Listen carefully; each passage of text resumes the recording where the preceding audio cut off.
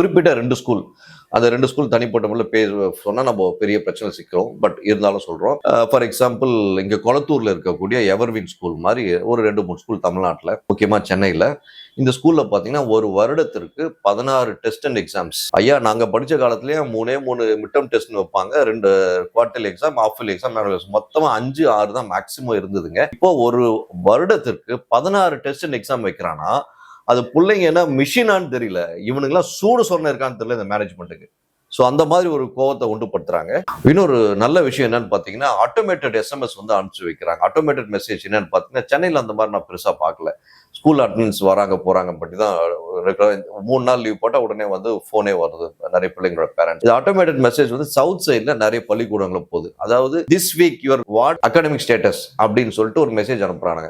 இது என்னடா இது ஏதோ ஒரு கம்பெனியில் வேலை செஞ்சுட்டு அந்த கம்பெனியில் வந்து இந்த வாரம் வரைக்கும் இவ்வளோ பர்ஃபார்ம் பண்ணியிருக்க, இந்த வாரம் இவ்வளவு மூட்டை தூக்கியிருக்க, இந்த வாரம் இவ்வளவு தூரம் பண்ணிருக்கன்றது அகாடமிக் ஸ்டேட்டஸ் வந்து ஒரு மெசேஜ் அனுப்புறேன்றாங்க. முன்னெல்லாம் அறிவுன்றதே கிடையாதான்னு தெரியல. ஸோ இந்த மாதிரி ஒரு அகாடமிக் ஸ்டேட்டஸை வாட்ஸ்அப்ல நீ மெசேஜா அனுப்புறீங்கன்னா அப்போ எந்த லெவலுக்கு ஸ்டடீஸ்ல ப்ரெஷர் கொடுக்குறாங்கன்னு பாருங்க. ஒரு குழந்தையானது ஒரு தொழிலாளி 8 மணி நேரம் வேலை செய்யறாங்க ஒரு இடத்துல. 8 மணி நேரம் வேலை செஞ்சு முடிச்சு வீட்டுக்கு போயிட்டு நைட்ல ஃபேமிலி விஷயம் தேவையான பண்ணி கொடுத்துட்டு அடுத்த ஒரு 3 மணி நேரம் வீட்டு வேலையை செஞ்சு முடிச்சு ரெஸ்ட் எடுத்து தூங்குறான். இப்படி இருக்கும் சூழல்ல பள்ளிக்கூடத்தில் படிக்கக்கூடிய இந்த மாணவர்களானது 8 மணி நேரம் படிச்சு முடிச்சிடறான் சிபிஎஸ்சி ஸ்கூல்ல, இல்ல 9 மணி நேரம் வச்சுக்கோங்களேன். முடிச்சுட்டு வீட்டுக்கு வந்த உடனே ஒரு 20 மினிட்ஸ் ½ அன் அவர் ரெஸ்ட் எடுக்கிறான்.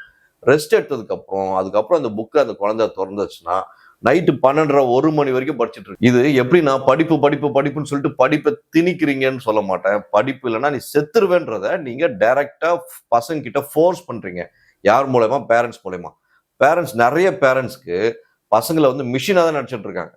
உண்மையில அந்த பேரண்ட்ஸ்களுக்குலாம் புத்தி இருக்கான்னு எனக்கு தெரியல. எல்லா பேரண்ட்ஸும் நான் நல்லாவே கேட்கணும்னு நினைக்கிறேன்.